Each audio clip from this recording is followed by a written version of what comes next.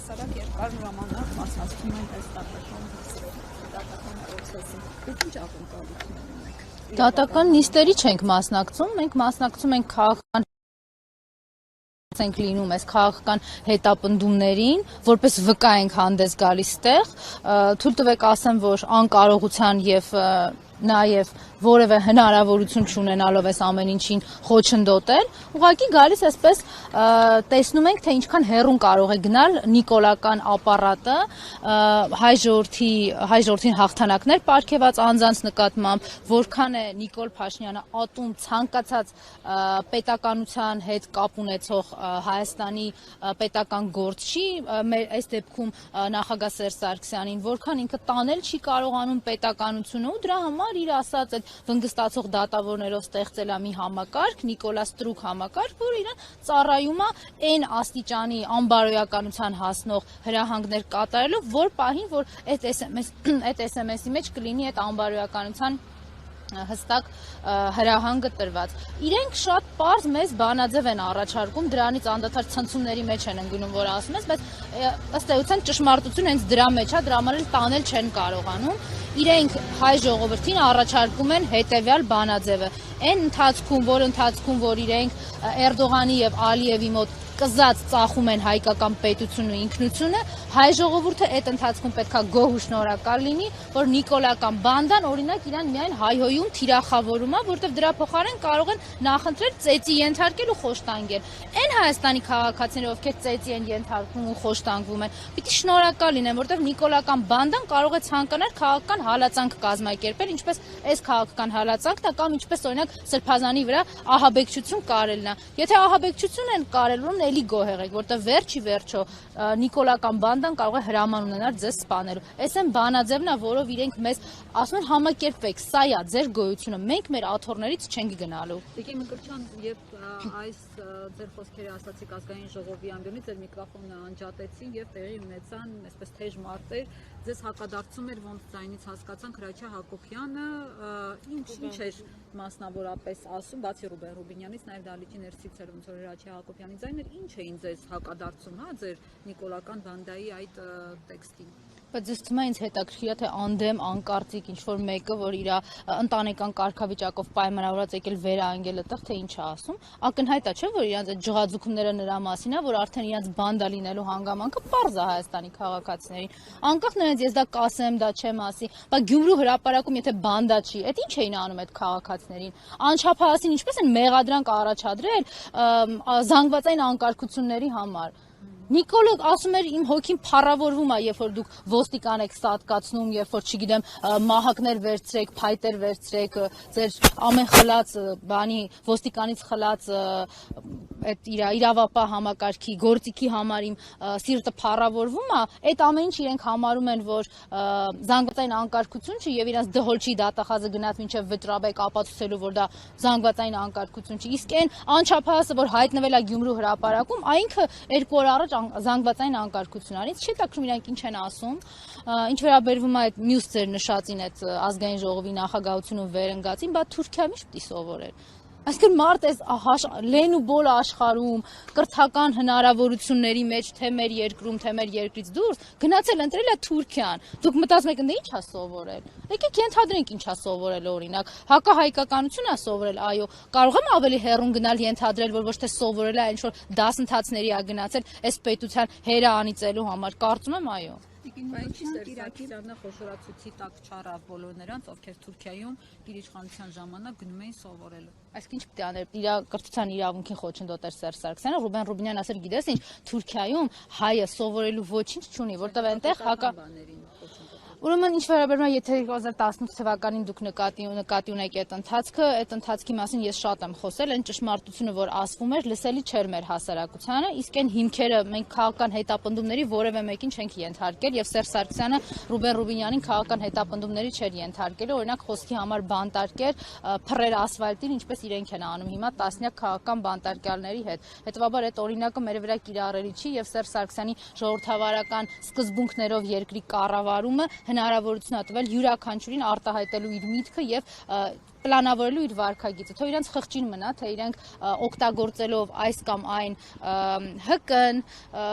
քողարկված գործունեությունը արդեն ինչքանով են մեր երկրին ու մեր պետությանը վնասել։ Կիրակի օրը նախատեսվում է պատարակ Օրնանավանքում, որտեղ կարգալույս եղած քահանան պետք է այդ պատարակը մատուցի։ Նիկոլ Փաշինյանն էլ մասնակցելու է դրա վերաբերյալ հայտարարեց նա Facebook-յան իր էջում։ Տիկին Մկրտչյան, այս վտանգավոր իրավիճակը ինչ զարգացումներ կարող է ունենալ։ Սա այն նույն տրամաբանությունն է, ինչպես օրինակ 2018-ին ասում էին, որ ամենամեծ խնդիրը մեր երկրում, մեր բանակում այն է, որ ելակ չեն ուտում, հետո պարզվեց, որ այդ ելակ չուտելը ընդհանրապես ոչ մի կապ չունի, դա քողարկված այն իրականությունն էր, որի հետևում պիտի թաքնված լիներ 5000 հայորդու կյանքը։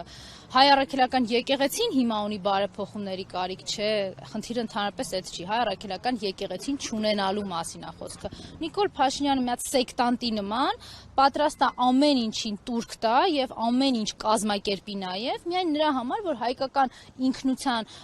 հենասյուները ուղղակի փլուզի։ Եթե մի 4-5 տարի առաջ ես իմ խոսքերը ասելու համար պիտի ինչ-որ անուղղակի օրինակներ բերեի, հիմա շատ ուղղակի են այդ օրինակները։ Հայոց ցեղասպանության ուրացում, Մեսրոպ Մաշտոցին պետք է QR-ով բացենք նայենք, ընդ որում դրան զուգահեռ նաև դպրոցում չի կարելի լինելու, այո, էլեկտրոնային գադջետներ, որոնք հնարավորություն են տալու այդ QR-ը բացել, այսինքն Մեսրոպ Մաշտոցն էլ չկա Հայոց Արարատը, այո, շնորհակալ եմ, պետք է արդեն բանով, այն ծառերը, որ տնգում էր Կիրանցում, որ ադրբեջանցում չտեսնեին, հիմա կտնգեն, որ Արարատը չտենանք, չգիտեմ այդ ինչ բարձրության ծառ պետք է լինի, բայց երևի թուրքերը այդ հարցը կկարգավորի, Հայաստանի պատմություն, այսինքն հայոց ինքնության գոյության ընդհանրապես խեղում եւ խեղաթյուրում, մի լսեք, մի իմացեք, մի կարդացեք, եւ ինչ ամնում հայ առաքելական եկեղեցին, էջմիածնում, այսինքն դիվանատուն գնալ, ԱԱԾ-ի այդ ես իմ ինչ հանդերձանքով Սրբազանին բերման ինչի որ ծանուցագիր տայն չէր գնալու, չէ, իրենց ծանուցագիրը պետք չէ, իրենց ցուցադրական պատժիչ տեսարաններ են պետք Հայաստանի բոլոր քաղաքացիների նկատմամբ, անկախ իրենց ունեցած կարգավիճակից եւ հասարակությունում ունեցած դիրքից, իրենց ստորացնել եւ նվաստացնել է պետք հայ ժողովրդին։ Իրենք դրանով են զբաղված։ Գիտեք, ազգային ժողովում են այդ նույն բանը անում, Երևանի փողոցներում են անում, մարզերում են այդ նույն բանը անում, Էջմիածնում են անում, Հովանավանքում են դրա համար կազմակերպելու այդ իրանց ծաղրանքը ցավոք սրտի, բայց եկեղեցի ներսում են կարողանալու դա ստանալ, վստահ եմ։ Նիկոլին վռնդելու, միայն Նիկոլին վռնդելու։ Նույնիսկ ես թույլ տվեք ավելի անկեղծանամ ու ասեմ, իմ ստեղ գտնվելը, այս դատավարական շոուներին որևէ կերպ ինչ որ մասնակցելը, փորձելը քո ներկայությամբ զսպել, ոչ մի բան դա չի տալու, որովհետև ոչ վնգստացող դատավորի հարցն ես կարողանալու առանձին լուծել, ոչ կարողանալու ես եկեղեցուն օգնել, եթե կա գլխավոր պարակտիչը, ատելություն սերմանողն ու այս պետությունը քայքայողը, Նիկոլին հեռացնելով։ Մենք թույլ տվեք նաև այս հարցից օգտվելով ասեմ, որ անվստահության գործընթացներ ենք հենց դրա համար նախաձեռնել, էլի դա ոչ իշխանություն ստանալու համար է, ոչ էլ մեր, չգիտեմ, այս պետությունը այն վիճակում չի, որ խոսես ինչ-որ լրացուցիչ շահագրգռվածության մասին։ Յուրաքանչյուր Հայաստանի քաղաքացու սուբյեկտիվ իրավունքն է եւ իրավունքներից ու շահերից է բխում ուղղակի Նիկոլի չլինելը, որովհետեւ պարզ բան եմ ասում, մենք հասել ենք այնտեղ, որ Նիկոլը պետք է չլինի, որ Հայաստանի քաղաքացու կյանքի իրավունքը ապահովված լինի։ Տիկին Մկրտչյան, շատերը մտավախություն են հայտնում, որ շուտով կարող է նաեւ վեհապարակ կալանավորվի, ինչ եք կարծում կգնան այդ քայլին մոտակա ժամանակներ։ Ես մոտակա ժամանակների մասով գուշակություններ թույլ տվեք չանեմ, բայց ես ձեր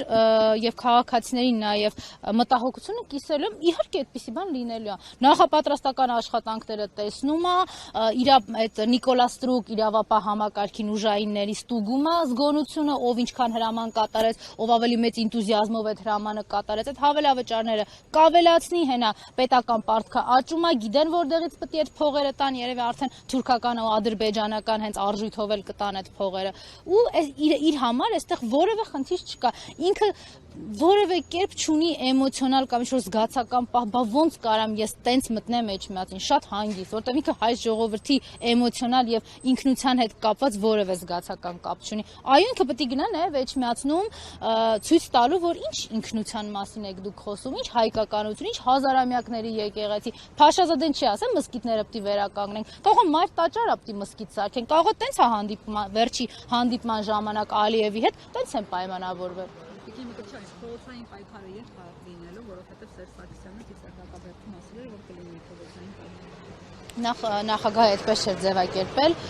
խոսել էր նրա մասին, որ պայքարը անընդհատ է եւ մենք մշտապես հանրապետականը ունի ծրագիր, ծրագրով է առաջնորդվում, բայց ես ձեզ հետ համամիտ եմ, այդ փողոցային պայքարը պիտի լինի, որովհետեւ բազմիցս եմ ասել, առանց հակազդեցության սրանք չեն գնալու։ Սրանք ձևավորված բանդա են, իսկ բանդան միայն հակազդեցությամբ են կարողանում հեռացնել, որը պիտի բերի նաեւ ազգային ժողովում անվստահության գործընթացով ավարտվի։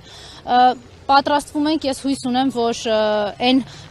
պայքարը, որ այս 7 տարիների ընթացքում հանրապետական կուսակցությունից տեսել է Հայաստանի քաղաքացին, շարունակական է լինելու, մենք նույն վճռականությամբ ու կամքով, չնայած այս բռնաճնշումներին, շարունակելու ենք աշխատել։